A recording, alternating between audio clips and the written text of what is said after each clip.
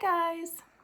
So I'm a little irritated right now because I had a very helpful friend tell me like ways to make videoing easier. Because listen, I'm not monetizing this. I'm just trying to get information out there because I can not work with as many police departments as I used to. So last time, literally propped my phone between a Kleenex box and a coaster. And that worked for me. I'm not fancy. There's really nothing fancy about me. So she's like, oh, Mariah, you won't have to lean forward and click start and stop if you get one of these little clicky things. Okay, look. Do you notice how the video's not stopping when I click it? See that light coming on? It doesn't work. So I could have my son come show me what I'm doing wrong. Yes, it is connected to Bluetooth. Yes, I had it forget device and then remember. It doesn't matter. It doesn't matter. It's fine. Super long day at work, so we're not gonna worry too much about that. Today, I wanted to talk about anger, and more specifically, how to ask your anger some smart questions. So anger is, of course, a very natural emotion. It's a very needed emotion. Anger can be incredibly helpful. It lets us know when something is wrong. It motivates us to be brave and move forward. It can make us like crazy strong. There are a lot of good things about anger. Anger can also become kind of chronic. And in the law enforcement community, that's something that we see a lot. And it's super contagious. And so once anger becomes less of a signal and more of a baseline, that's when we start to run into problems. So I just want to give a couple quick tips on smart questions you can ask your anger and hopefully kind of regulate it in that way. So anger is essentially fear. And I know a lot of you are not going to be ready to hear that, and that is okay. You are not obligated to believe anything I say, but I'm right. So anger is a response to a threat or a perceived threat. Okay, so Yalom argued that there are four kind of primary categories that humans are hardwired to have a fear response towards, which a lot of times shows up as anger because we're responding to a perceived threat. So those four fears are fear of death, pretty self-explanatory. Survival instinct is strong. So when an officer is involved in a shooting or a critical incident or just anything in which he or she could die, they sort of describe this completely different state of mind that takes over, and things slow down and they're able to do things reflexively with their body that they had no idea they could do, and they describe like just a completely different state of mind, which happens to soldiers, it happens to gang members, it happens to anyone who is in these life-threatening situations on a fairly regular basis. Can kind of describe like just something takes over. Okay, so fear of death. There's a fear of isolation, and even introverts, even people who consider themselves antisocial are hardwired to exist in tribes and communities, because back in the day when we were living in caves, to not be accepted into a tribe or community was a life-threatening thing. And so we're sort of hardwired to fear ostracization,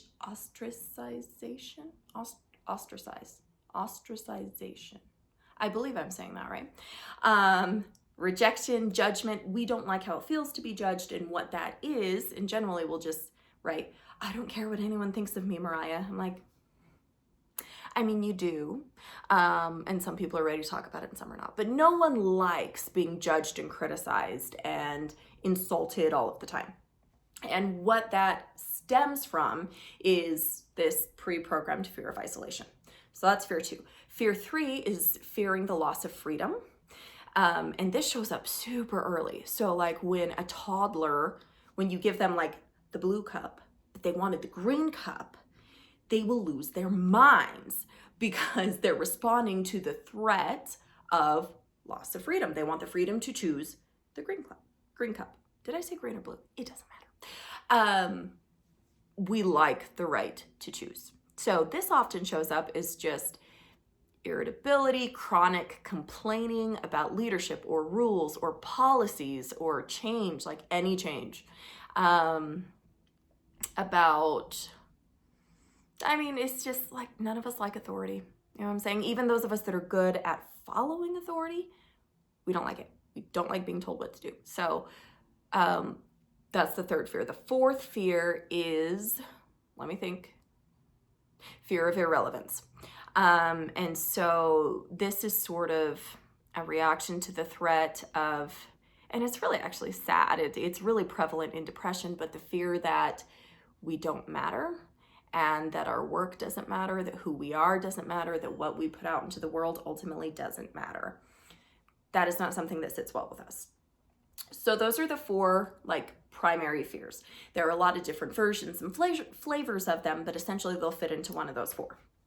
So when anger comes up, it's just kind of a signal to check in, to see if something needs to be done, because your brain has just pinged a potential threat. And a low-level fear response, and sometimes high-level, it can escalate, is usually, especially in the police community, your brain is trained to just piss you off. Like, you're just mad. And this is true of police spouses a lot of times too, because again, it's like kind of a contagious mentality. So, smart questions to ask your anger. Number one, is this fear or danger? Because there's a difference, but your nervous system doesn't know that. Your body biologically and chemically will respond the same way to a perceived threat or a fear. And I know a lot of you are not going to like the word fear. Replace it with something that you can accept right now. So whether you are in fear or in actual danger, you're going to have the same biological response. So it really is in your best interest and is very skillful to stop and ask, is this danger, is this fear? Because you don't have to take all of your fear super seriously. You don't have to take all of your anger super seriously. Our brains are in the business of just spitting out thoughts and observations all day long and then sorting them into categories of pay attention to this, we don't have to pay attention to this. And because anger can be such an important warning bell, we sometimes make the mistake of thinking that we always have to take our anger really seriously. If I am mad, something is wrong. Except it can become chronic, especially in law enforcement. So it really is helpful to realize you do not need to take all of your anger seriously. And the first question is am I in a fear response? Or you can just call it like ornery or whatever. Like I said, I know that word doesn't sit well with a lot of people. A fear response, or am I in actual danger? Now, if you're in actual danger, for the love of God, take care of it. Like, do something to increase your safety, of course. Go ahead and keep the anger. But a lot of times it's, okay, I'm clearly having a fear response or anger response, but I'm not in immediate danger right now. So then the second question is, what is the threat here? My brain has pinged a threat. What is the threat? And it will likely somehow fit into one of those four categories. And then the next question to ask is, how disruptive is this to my life right now? How disruptive is this to my overall ability to access resources and happiness and a sense of well-being and get my needs met, right? Because that's what the primal brain is after. So let me give you an example of how this might play out in my world, okay? So a very common first meeting, if an officer has to come talk to me and it's not their idea, so they've been told they have to come talk to me, they'll show up a little grumpy, right? So they'll walk in and go, I'm not gonna talk to you, and this is effing stupid, you know, and all the gruff words and the posturing and the insults start flying. And at that point, like, therapist Mariah is like, there is room for this. I understand this. Let's process through this. This is not a big deal. This is healthy, actually, for him or her to express these things. However, therapist Mariah and human Mariah, like just Mariah, are not the same people. And so human Mariah gets a little pissed off at being spoken to that way. So first step, is this fear or danger? Well, it's clearly just a fear response because I don't actually think this officer is going to come across the room and attack me. So I'm not in danger. Okay, fear response. Don't have to take every fear response seriously. What category is this touching on? And I think it touches on two. One, it's the fear of isolation because am I being rejected and judged and isolated from this community that I hold so dear to my heart, that I've done all of my research in, that I've worked so hard to reach, who I want to help, who I want to be a part of. That initial rejection touches right on that fear of isolation. And the second thing is the fear of irrelevance. What if none of my work matters? What if none of what I'm trying to do matters at all, right? What if I am deemed irrelevant? And so those are the two things that my anger is based in. And then I have to think, all right, so I understand what it is that I seem to be afraid of. You then sort of automatically, you start sort of questioning those things, right? It's like, okay, well, how do I know that there's a threat of isolation here? There's not. It's perfectly appropriate for this person to be upset right now. We can work through that. I know how to work through that. They know how to work through that. And irrelevance, like I've already seen hundreds of officers heal from this work. I know that it works. So, pinged on a potential threat, pretty easy to argue down. But beyond that is that how disruptive is this to my ability to access happiness and satisfaction in my work and meaning in what I'm doing and the resources that I need for my family and for myself and even just emotional needs, is it because that disruption can range anywhere from slightly annoying to inconvenient to a huge impairment and an actual active barrier and threat. And this is like, maybe, I wouldn't even call it an annoyance. Like it really isn't disruptive. I just kind of got my feelings hurt, right? Which was just me, the non-therapist version of me, having those primary fears kind of stepped on, kind of irritated a little bit. And so my system went, oh, do we need to be mad? Do we need to fight to make sure that we don't face isolation and irrelevance? Because those are the four things we're always looking for. And I, with higher thinking, am pretty quickly able to say like, nope, not an actual threat, just a fear. Stand down, nervous system. This can show up. Let me give one more quick example before I go.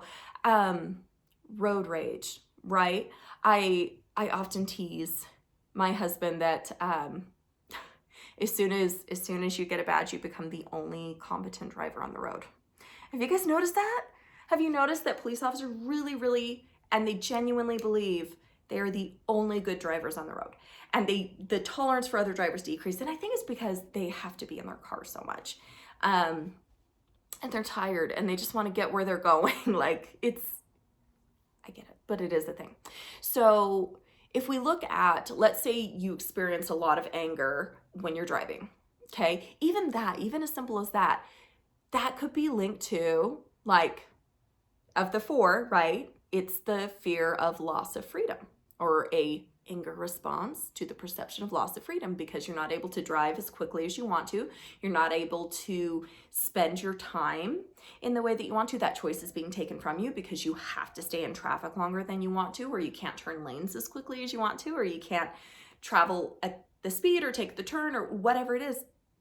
Your choice to immediately access your preference for driving style, speed, whatever, is not available to you.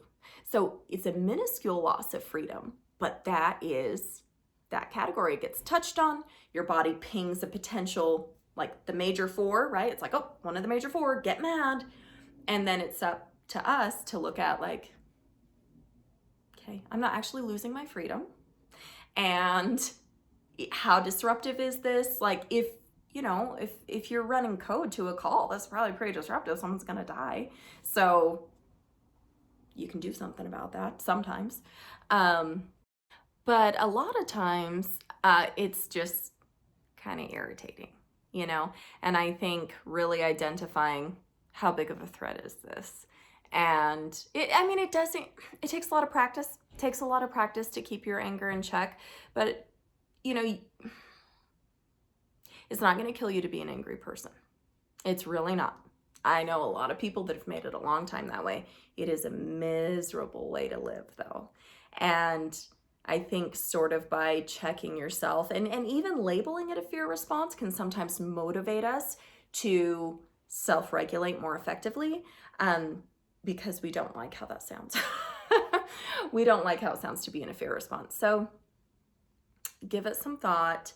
And I think that by questioning our anger, we can sort of channel it to be more appropriate so that our anger really can be a warning bell when we need it. And the rest of the time, we don't have to take it quite so seriously. Because it just makes us kind of miserable humans. It just makes us miserable humans. And you'll be surprised how responsive your nervous system will be to logic most of the time, just by saying, you know, I had an officer that was like, he just described that he would always get anxious and angry when he was driving every time. And it just had to do with like, I have to get there, I have to get there, I have to get there. I'm like, why do you have to get there? You know, and it was like driving kids to sports. So he started questioning his anger of, why is it so important that you be there at this exact time? Worst case scenario, they can miss a day of practice if they need to. Or we can, you know what I mean? Like we have, because the main fear is loss of freedom, you still have like a lot of different options for dealing with it. And so I think reminding ourselves of that and noticing all the choice points that we do have can really help regulate that and be committed to letting anger do what anger is supposed to do. And it can't do that if it's chronic and, I don't know, unpredictably reactive. So that's what I have for you today. Try to start asking your anger some smart questions. And from there, you're probably going to be surprised at how effectively you can regulate your own system. So, all right, I will talk to you guys later. Hopefully, you can figure out how to make this thing work. Because it doesn't work for me. Because I'm not smart enough. I'm not fancy enough. That's the issue. All right, see you guys later. Bye.